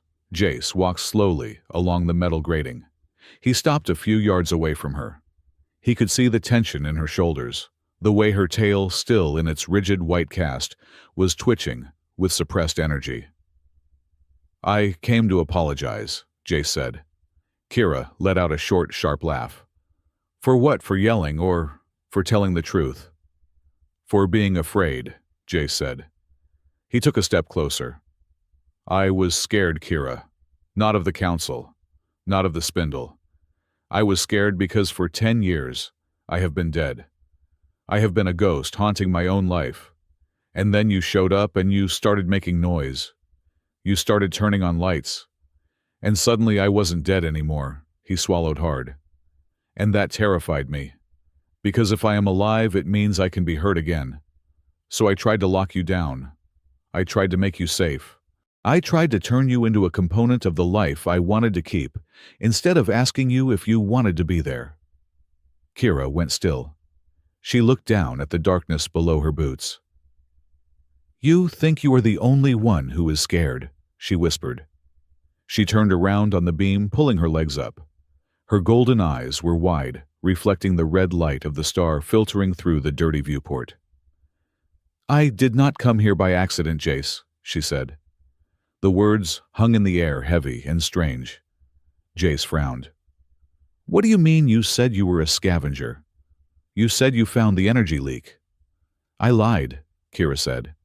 She reached into her pocket and pulled out a small battered data chip. She held it tightly, as if it were an anchor. "I mean, I am a scavenger. But I didn't stumble onto Aurora Spire. I hunted for it. I hunted for you." Jace felt a cold prickle of unease. "Me, why?" Kira took a deep breath. 6 years ago, the skirmish at the absolute edge of the Veil Nebula. "Do you remember it?" Jace flinched. He remembered it vividly. It was the mission before the accident that killed his squad. It was a chaotic mess. "I remember. We were supposed to target a listening post. The coordinates were wrong. We almost fired on a civilian refugee convoy." "A Felian refugee convoy," Kira corrected. Jace froze. "My people," Kira said softly. "We were running from the blockade. Our engines were dead. We were sitting ducks. Your squad commander gave the order to fire the singularity torpedo. He said we were enemy combatants." Jace closed his eyes. The memory washed over him. The shouting in the comms. The commander's finger hovering over the button. "I stopped him," Jace whispered. "I jammed the firing mechanism with a localized field spike. I burned out the launch tube. You did more than that, Kira said. She hopped off the beam, landing softly on the grating despite her injury. She walked toward him, her eyes intense. You diverted the energy. You reached out with your mind and you shoved the torpedo's trajectory. It detonated in the void miles away from us. She held up the data chip. Our sensors picked up the signature, she said. It was not a machine glitch. It was a biological interference pattern. Unique, like a fingerprint made of lightning. A field weaver who disobeyed orders to save a ship full of stray animals. Jace stared at her. He had been court-martialed for that. He had been demoted. He had been told he was a liability soft weak. He had carried that shame for years, believing his hesitation was a flaw. I spent 4 years looking for that signature, Kira said, her voice trembling. I stole access to military databases. I tracked the discharge patterns of retired veterans. I followed the static. She stepped closer, until she was standing right in front of him. I found you, Jace Rowan. I came here to see if the man who saved us was real, or if he was just a soldier who missed his target. Jace looked at her. Really, looked at her. He saw the scars on her hands from working the wires. He saw the fear and the hope warring in her eyes. You came here for me, Jace said, his voice filled with wonder. And I treated you like a stray cat stealing my electricity. Well, Kira shrugged, a small, watery smile appearing. I was stealing your electricity. I needed to charge my datapad to keep tracking you. Jace laughed. It was a rusty, broken sound, but it felt like a weight lifting off his chest. So the first twist is that you are not a random homeless woman. You are a stalker with a gratitude complex. I prefer proactive destiny enthusiast, Kira quipped. But her smile faded quickly. She looked past him toward the core of the spire. But there is something else, Jace. Something Hale and I found in the archives while you were unconscious. She walked over to a table where she had left a stack of old crumbling blueprints, the ones Hale had retrieved from the deep storage. She opened one. It wasn't a blueprint of pipes and vents. It was a schematic of the ether spindle itself. But it was drawn in symbols, not math. The builders, Kira said, tracing a line on the paper. The race that made this place. They didn't just build a machine. They built a partnership engine. She pointed to the core. There were 2 distinct interface nodes marked on the drawing. One was geometric sharp, labeled with a symbol that looked like an eye. The other was organic flowing, labeled with a symbol that looked like a heartbeat. The ether spindle generates too much entropy for a purely logical mind to handle, Kira explained. That is why your squad died, Jace. That is why the field weavers burn out. You try to control the chaos with order. But chaos cannot be ordered. It has to be felt. She looked up at him. The system was designed for 2 pilots, she said. One to steer the structure, the logic, the field, the mind. And one to ground the energy, the warmth, the emotion, the body. She gestured between the 2 of them. A field weaver. And a Felian. Or whatever the builders were that resembled us. Jace stared at the diagram. The realization hit him like a physical blow. The hum in his bones, the way the spindle quieted when Kira touched him. It wasn't a fluke. It wasn't just luck. We fit, Jace whispered. We are the key. It is an engineering compatibility, Kira said, her voice turning bitter. That is why I have to leave, Jace. Don't you see it is too perfect? It is suspicious. I came here looking for a hero and I found out I am just a spare part in a 5,000-year-old machine design. She backed away. I do not want to be here because I was designed to be here. I do not want to be with you because the math says our biofields optimize the power output by 30%. She grabbed her bag. I am not a component, Jace. I am real. Stop, Jace said. He didn't shout. He didn't use the field weave. He just spoke. He walked over to the diagram. He looked at the symbols. Logic and heart. Mind and body. You are right, Jace said. The machine was built for us. It has been waiting for 5,000 years for two people like us to stand in that chamber and hold hands. He ripped the blueprint in half. The sound of tearing paper was loud in the quiet garden. Kira gasped. "What are you doing? That is an artifact." "It is instructions," Jace said, crumpling the paper and tossing it into a compost tub. "And I am done following orders." He turned to Kira. He walked until he was standing in her personal space, ignoring the warning twitch of her ears. "The Spire might have designed a slot for you," Jace said fiercely. "The spindle might need a grounding wire. The builders might have written a prophecy in the code. I do not care." He reached out and took her hand, the one with the claws, the one that was callous and scarred. "I do not want you to stay because the gravity will fail if you leave," Jace said. "Let the station fall. Let the stars burn out. I do not care about the math." He looked deep into her golden eyes. "I want you to stay because my apartment is gray and ugly without you," Jace said. "I want you to stay because Talia sleeps better when she knows you are on the other side of the curtain. I want you to stay because I cannot cook breakfast without burning it, and you make fun of me, and that is the best part of my day." Kira's breath hitched. Her golden eyes shimmered with unshed tears. "I do not want the grounding wire," Jace whispered. "I want Kira, the woman who steals my electricity and draws cats on my walls. I want the person who told me I was worth saving when I thought I was trash." He squeezed her hand. "I am asking you, Kira, not as a pilot to a co-pilot, but as a man to a woman. Please, don't get on that ship." Kira stared at him. The silence stretched, filled only by the distant hum of the station, a hum that seemed to be holding its breath. Slowly, the tension drained from her shoulders. Her tail, stiff in its cast, gave a tiny hopeful wiggle at the tip.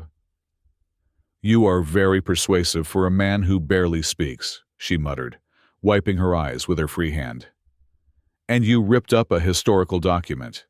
That is vandalism." "I will fix it later," Jace grinned crookedly. "I am a mechanic." Kira looked at her bag. Then she looked at the tomato plants.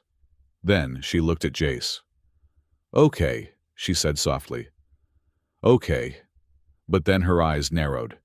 The playful spark returned, cutting through the heavy emotion like a laser. "But there are conditions," she stated, crossing her arms. "I am not signing a standard lease." Jace laughed relief, washing over him like cool water. "Name them." "1," Kira said, holding up a claw. "My name goes on the door. Engraved. Not a sticky note. I want official residency status." "Done," Jace nodded. 2, she raised a second claw. "I get to paint the living area. And if I choose sunset orange or radioactive lime, you are not allowed to complain. You had 10 years of gray. It is my turn." "I reserve the right to wear sunglasses indoors," Jace countered, but agreed. 3, she raised a third claw, poking him in the chest.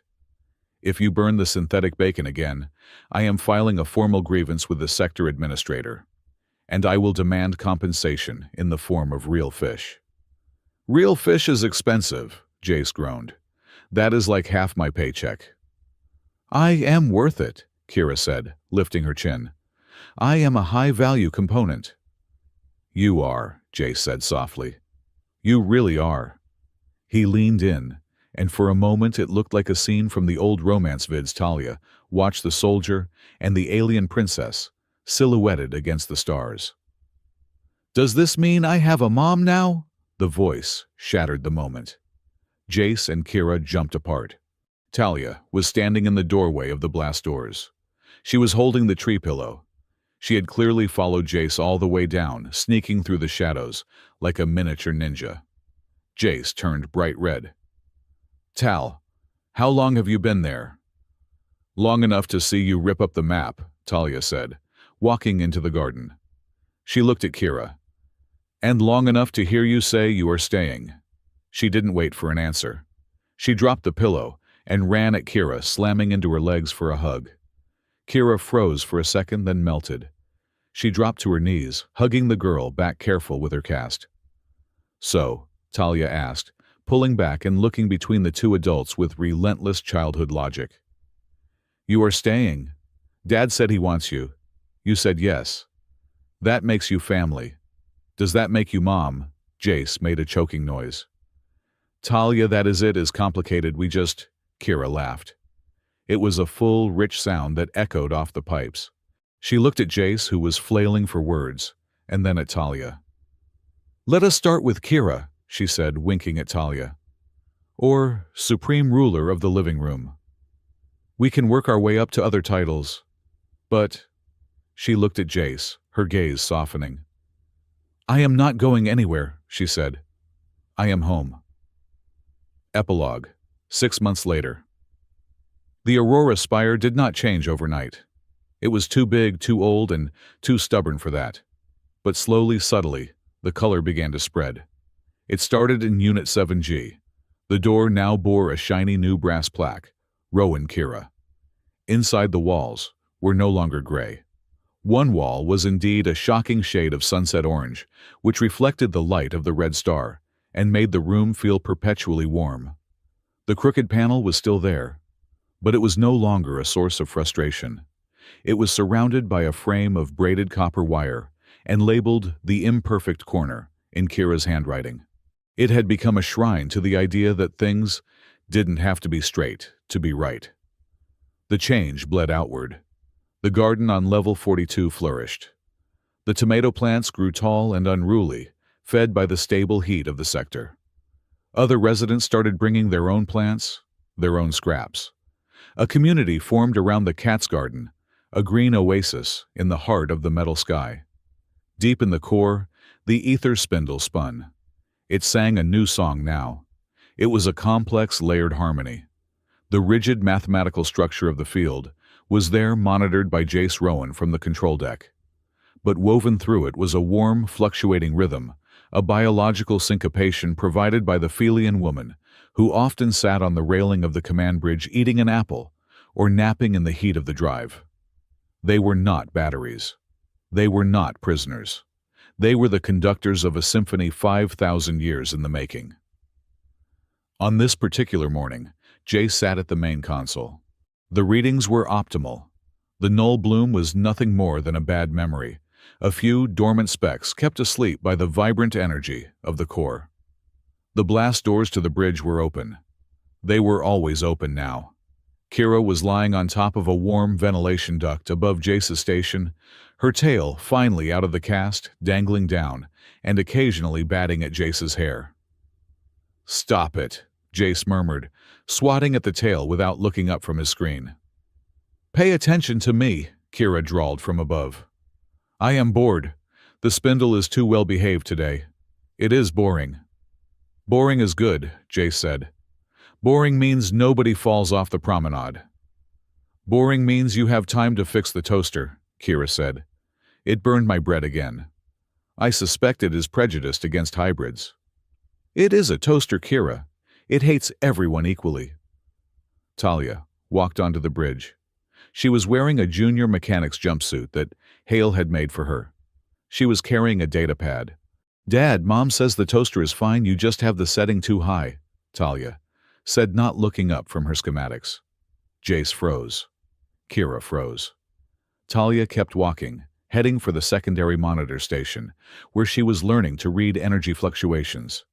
She acted as if she hadn't just dropped the M word casually into conversation for the first time. Jace looked up at the vent. Kira peered down over the edge. Her ears were pink. "Did she just?" Jace mouthed. Kira grinned, a slow, radiant smile that rivaled the core itself. She shrugged. "I told you," she whispered. "I am worth it." Jace smiled back. He leaned back in his chair, listening to the hum of the station, the chatter of his daughter, and the purring of the woman above him. The universe was vast, cold, and indifferent. The Aurora Spire was a rusting needle floating in the dark. They were just 3 small broken people clinging to a rock circling a dying star. They weren't worth much in the grand calculations of the galaxy. But as Jace watched the lights of the spindle dance, responding to the warmth of the family that held it together, he knew the truth. They were keeping each other warm, and that was enough to save the world. The end.